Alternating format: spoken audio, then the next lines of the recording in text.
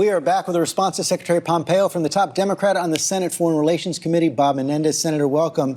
You just heard the Secretary of State. He said that our goals in the Middle East are still being served. We are still countering ISIS. We are still countering Iran. He said that since the president's pullout, stability in the Middle East has increased.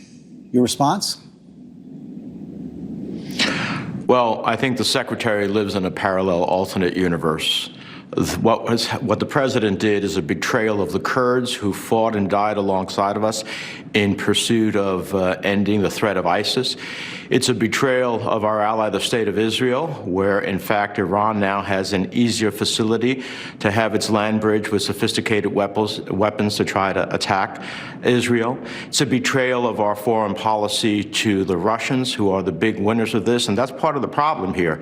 All roads lead to Russia with the president. And every time that there is an issue or a conflict, it seems that Russia ends up winning. And so I see it totally different.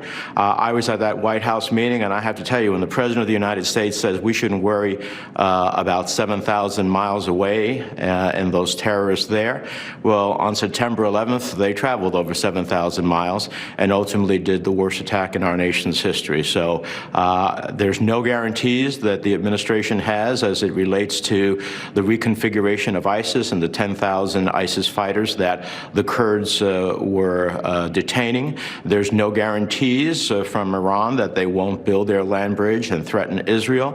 There's no guarantees about our interests. And in fact, Russia not only is going to have a major say about the future of Syria, everybody in the region is recalibrating and rethinking about what their alliances should be. Senator, the question is what can be done at this point. Senator McConnell, the Republican leader, said that the United States should prepare for the reintroduction of troops. President Trump seems not interested in that at all. I know you've been working on a possible resolution condemning the president's action. Any progress there? Or do you expect that that will be held up in the Senate, even though one has passed the House?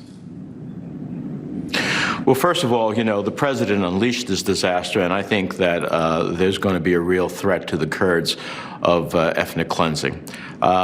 In terms of the Congress pushing back, the resolution that I've sponsored with Senator Young in the Senate, a bipartisan resolution, is the same that the House passed 354 to 60, condemning the president's actions and calling upon a change of course. And secondly, I have legislation with Senator Risch, the chairman of the Senate Foreign Relations Committee, to do a series of things. A part of it is to sanction Turkey, also sanction Russia, also ask for a complete ISIS strategy as to how we finalize defeating ISIS, because the Department of Defense Inspector General tells us there are still 18,000 ISIS fighters in Syria.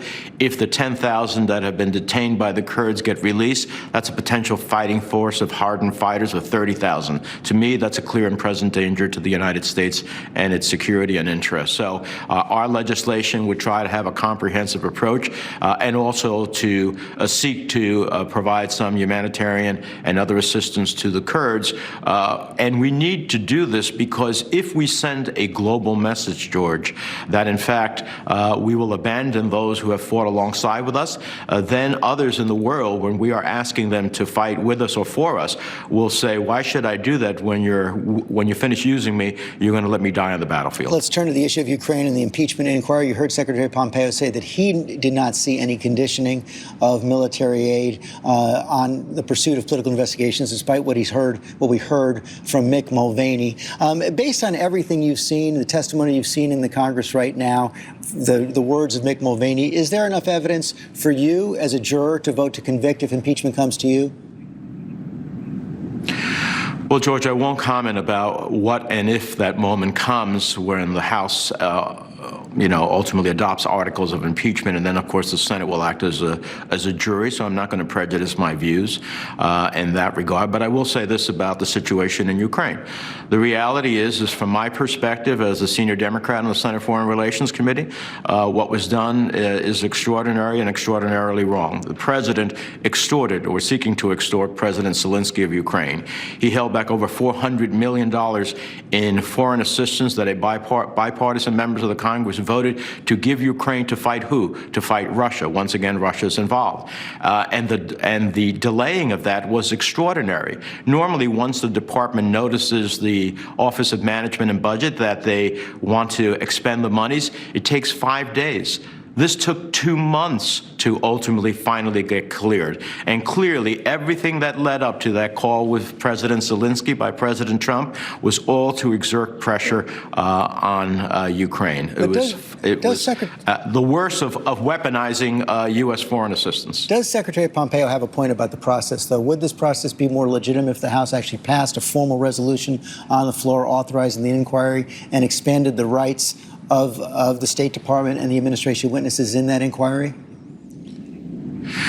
Well, first of all, there is absolutely no constitutional obligation for the House to do that, and so they'll choose the process.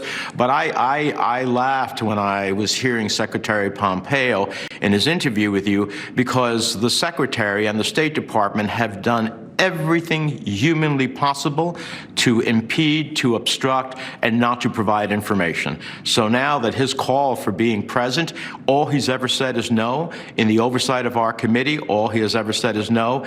In the pursuit of the House's information, all he has ever said is no, obstruct, delay, and ultimately not cooperate. So his desire now to cooperate is pretty amazing. Senator Menendez, thanks for your time this morning. Thank you.